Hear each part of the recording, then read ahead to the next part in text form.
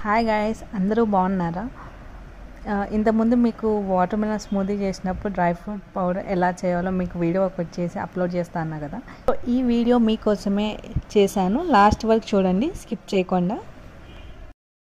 So ముందుగా ఈ వీడియోలో చూపించినట్టుగా కొన్ని పిస్తా,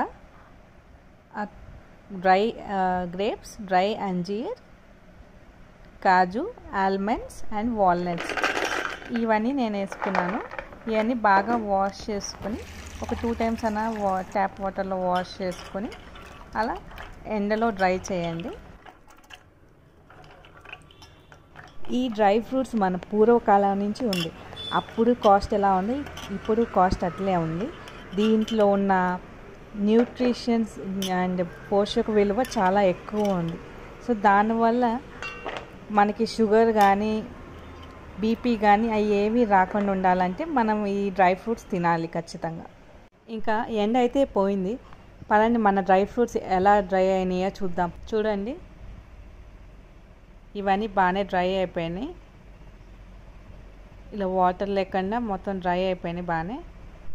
ఇప్పుడు స్టవ్ మీద ప్యాన్ పెట్టుకోండి. ఈ మనం డ్రై చేసిన డ్రై ఫ్రూట్స్ అన్నీ ఆ ప్యాన్లో వేసుకొని హీట్ చేసుకోండి. ఈ డ్రై ఫ్రూట్స్ మన 1700 BC కాలం నుంచి వాడుతున్నారండి. మెసోఫిథెన్ అనే ట్యాబ్లెట్లో ఈ డ్రై ఫ్రూట్స్ ఇంగ్రీడియంట్స్తో తయారు చేస్తున్న ట్యాబ్లెట్ అది. ఆ ట్యాబ్లెట్స్ అప్పుడులోనే యూజ్ చేశారు. ఇప్పుడు ఆ డ్రై ఫ్రూట్స్లో ఉన్న పోషక విలువ తెలుసుకొని అందుకే డాక్టర్స్ మనకి డ్రై ఫ్రూట్స్ ఎక్కువ తీసుకోమని చెప్పి సజెస్ట్ చేస్తున్నారు. ఈ వీడియోలో చూపించిన విధంగా ఇలా కలుపుకుంటూ ఉండాలి, లేకపోతే మీకు మాడిపోతాయి ఈ డ్రై ఫ్రూట్స్ అన్నీ. సో కలుపుతూనే ఉండాలి.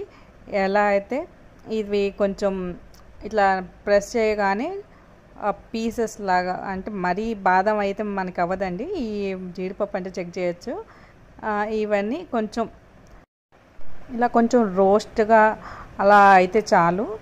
ఇంకా స్టవ్ ఆఫ్ చేసుకుని మీరు వేరే సపరేట్ బౌల్లో ట్రాన్స్ఫర్ చేసేసుకోండి. నెక్స్ట్ మీరు మొత్తం అలా ట్రాన్స్ఫర్ చేసేసుకోండి ఒక సపరేట్ బౌల్లో. నెక్స్ట్ ఫూల్ మక్కన ఉంటాయి కదా, అవి కూడా వేసుకుంటాను నేను. అవి కూడా ఇట్లా ఫ్రై చేసుకోవాలి. ఇదిగో చూడండి, ఈ విధంగా ఇట్లా పీసెస్ లాగా అయిపోవాలి. ఇంకా మిక్సీలో వేసేసి చల్లారాకే వేసుకోండిలే. ఇంక ఈ పిస్తా ఇది ఫ్రై చేసుకోలేకర్లేదు, ఎందుకంటే నా ఆల్రెడీ రోస్టెడే, సాల్టెడ్ అండ్ రోస్టెడ్. ఇంక ఇట్లా మిక్సీలో పౌడర్ చేసేసుకొని మీరు ఇంకా సపరేట్ బౌల్లో స్టోర్ చేసేసుకోండి. చూడండి, ఈ విధంగా ఫైన్ పౌడర్ లాగా చేసుకొని పక్కన పెట్టుకోండి. మీరు ఇంకా స్టోర్ చేసేసుకోవచ్చు. ఇంకా అది మీకు ఆల్మోస్ట్ హాఫ్ మంత్ దాకా ఉంటుంది.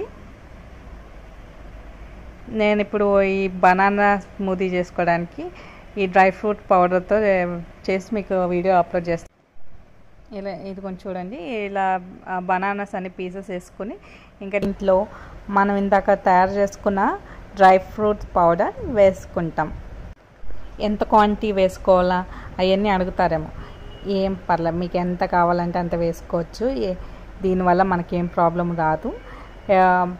మీరు మిల్క్ ఏమి యాడ్ చేయనక్కర్లేదండి, షుగర్ కూడా ఏం వేయక్కర్లేదు. ఆల్రెడీ బనానాలో స్వీట్ ఉంటుంది, ఈ డ్రై ఫ్రూట్ పౌడర్లో కూడా కొంచెం స్వీట్ ఉంటుంది. ఎందుకంటే మనం ఈ అంజీర్ అవన్నీ వేసాం కదా, సో దానివల్ల కొంచెం స్వీట్నెస్ వస్తుంది. సో ఇలా మిక్సీ చేసుకొని సర్వ్ చేసుకోవటమే, ఇంకా మీ స్మూదీ రెడీ అయిపోతుంది. చూడండి, ఇట్లా చూడండి, ఈ విధంగా వస్తుంది మీ బనానా స్మూదీ. ఇంకా సర్వ్ చేసేసుకోండి మీ ఇష్టమైన బౌల్స్లో వేసుకొని. ఫ్రీజర్లో పెట్టుకుంటారా, అది మీ ఇష్టం. చల్లగా కావాలంటే ఇంకా ఫ్రీజర్లో పెట్టుకొని స్మూదీని ఎంజాయ్ చేయండి. ఈ డ్రై ఫ్రూట్ పౌడర్ మీరు ఏ జ్యూసెస్లైనా వేసుకోవచ్చు, షుగర్ ఏమీ యాడ్ చేయకుండా. ఈ వీడియో కానీ మీకు నచ్చినట్టయితే లైక్ చేయండి, సబ్స్క్రైబ్ చేయండి. Thank you for watching.